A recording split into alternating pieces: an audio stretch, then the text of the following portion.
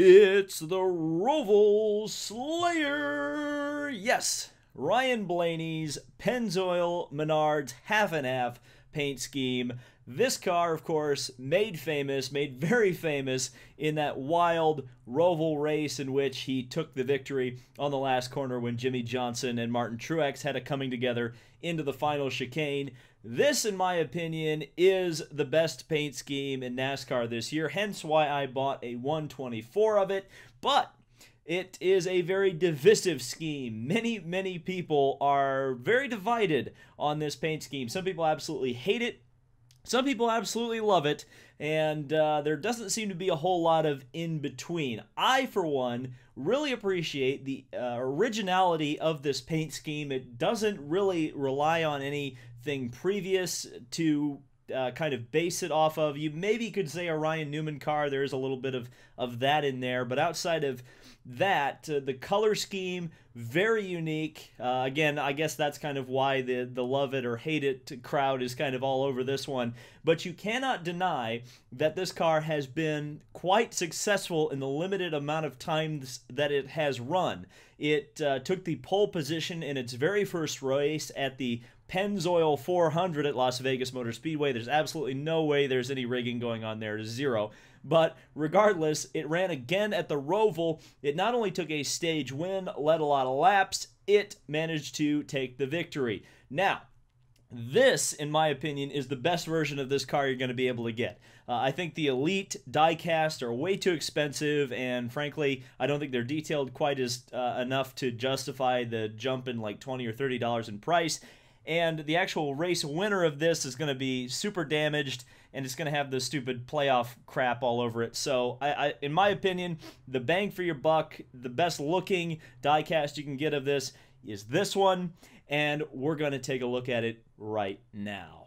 Really, in actual fact, Ryan Blaney hasn't really had a bad paint scheme this year. Oh, wait, that's wrong. Well, there's his throwback. There, that's much better.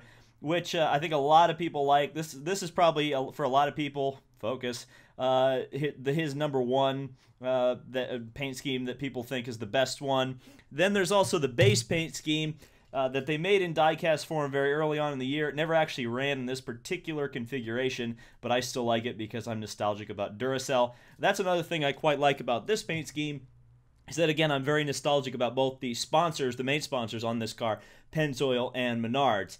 They're both staples of kind of 90s racing, 90s era racing, I should say, and it's something that is very nostalgic for me, and I'm very happy to see both of these sponsors on this car in such a way. Now, what's interesting is that I'm usually not a fan at all, in fact, of these cars that have two major sponsors. It usually clashes. It usually doesn't work, or it just doesn't kind of feel like a cohesive unit. It feels like the two sponsors are pulling in opposite directions. And at least to me, again, some people will not like the fact that there's a neon yellow spoiler with a kind of mustard yellow bumper, but I really like the contrast in the yellow on this car.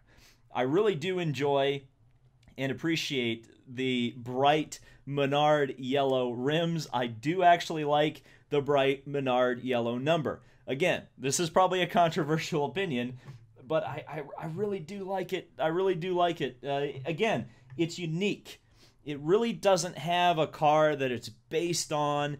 It doesn't have, it's not a throwback scheme pretty much in any respect, and yet, to me, this car feels quite iconic already. It almost feels like something, well, particularly from this angle, that you would see in kind of the golden era of NASCAR. This car almost strikes me as one that should be a primary scheme. It would be cool if Pennzoil could work out a deal to become the primary sponsor for Ryan Blaney so we could get this car more often. I suspect we will, though, especially considering the fact that it won the Roval race, got Pennzoil a ton of exposure, and also helped John Menard out because, of course, Menard has been one of the primary, if not the primary, I guess you could say, sponsor on this effort throughout the season. So let's take a closer look at this. I know a lot of people have made some comparisons about these particular cars with the NASCAR Authentics 124s. that video is coming at some point. I do have one of the NASCAR Authentics 124s. I just haven't made a video about it, and we'll compare it to this. Are these worth $60? I've said in the past no, especially now that they've kind of cheapened them up even more. These standard ARCs are now essentially the quality of the Gold Series, though you do get to turn the wheels. But I make exceptions in exceptional circumstances, and I think this car was one that I really wanted to get a hold of, and I didn't want to miss out, because I felt like after it won the Roval race, that was definitely going to be that was going to make this car quite a bit more valuable, and a lot more people were going to be after it. I don't think it's quite sold out yet, but it will eventually, I'm sure. I think this car has a run of about, oh wait, I can look on the box right here. Hold on. We've got 829 pieces, so a pretty high number for modern NASCAR diecast. They were probably smart to produce it in these numbers because, again, I think it will sell. I don't think you will see this in a $20 bargain bin 2 years from now, but again, I could be wrong on that. Regardless, they got my $60, so that's all that really matters to them. Again, I think this is the one to get because there's no playoff emoji on there. And in terms of a paint scheme like this, I actually prefer it to not have damage. Some cars look cool, like race versions, to get them with all the damage and the confetti all over them. But at the same time, I kind of like to have clean versions of the diecast as well, if at all possible. And again, it's kind of funny because I like this neon yellow bumper. I would not like the playoff green bumper, even though the colors are very similar. I like how this looks. I know it, again, controversial, super controversial. I've never had a controversial opinion in my life, so I know that this is going to shock some people. But I do like it. I do like the contrast. It's kind of neat. And then I have $5.99, so I'm right in the middle of the production run. I got this on eBay from K-State Diecast. It's one of the places I usually go when I want to buy new NASCAR diecasts, and I'm a little bit worried that the cars aren't going to be sold out pretty quickly. You do also get the onboard camera. Don't remember if this car actually had a working, functioning onboard camera at the Las Vegas race, which this car would be more based on than it would be for the Roval race. Obviously, I don't even know if they knew that they were going to run this car on the Roval at the time that they greenlit this diecast. But I have to say, I really do like this. I think it's absolutely worth picking up if you do, like Ryan Blaney, you want to have a cheap version or a cheaper version of the car that won at the Roval race. Again, I'd actually be interested. Oh, I guess, hold on. There's a hood opening feature. Now, this is going to be a bit of a pain to try to get open. But I will say, while I'm trying to do this, and we're going to see, because apparently, according to my pal Bushwhacker Reviews, it's very tough to get these things open, these hoods open. So let's see. Nope, it's not going to open. Regardless, there's just some, like a Ford decal and a Menards decal under there. It's not really worth looking at. But let me know down in the comments how you feel about this paint scheme. I think it'll be an interesting debate in the comments, and it'll be interesting to see where the general consensus falls.